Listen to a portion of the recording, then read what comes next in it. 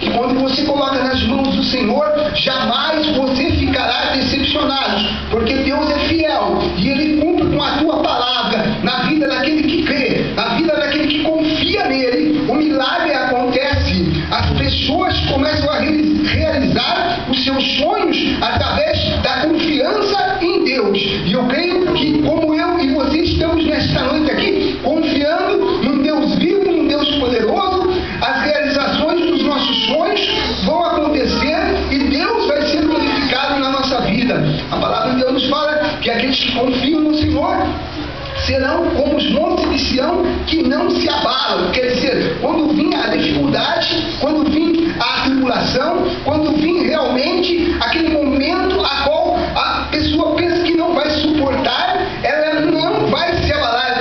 Quer dizer, ela não vai se deixar elevar por aquele momento difícil, porque ela está baseada na pedra, ela está firmada na rocha, ela está firmada realmente em Jesus Cristo, no Senhor da vida, naquele que te deu e que te dá realmente a condição de você entrar nos céus. Deus está presente na tua vida se você confia nele e se firma na sua palavra.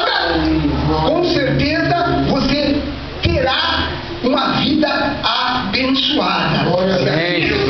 Se assim você acreditar. Muitos homens na Bíblia confiaram em Deus. Muitos homens na Bíblia entregaram realmente, totalmente a sua confiança a este Deus. Não importa o tempo, não importa a condição. O importante é você confiar em Deus para que o milagre venha realmente acontecer na sua vida.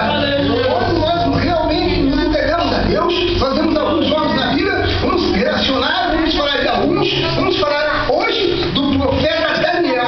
Daniel, a palavra do Senhor nos relata que ele era um homem temente a Deus, ele era um homem que confiava em Deus. Não importa o que ele passava, não importa o que estava realmente acontecendo na vida dele, o importante é que ele deixava realmente a sua confiança em Deus. Nós vemos Daniel, um jovem mancebo, ali servindo na corte, e a palavra do Senhor fala que Daniel, ele estava realmente 3 vezes durante o dia, ele se ajoelhava com as janelas abertas, voltada para Jerusalém, e ali ele orava a Deus, ele buscava a presença de Deus. Eu quero dizer esta noite, quem ora, quem busca a presença de Deus, isso é prova que você confia nele, é prova realmente que você depende dele e que sem ele você não pode realizar as obras a qual você tem sonhado em fazer para que o nome dele seja glorificado. E quando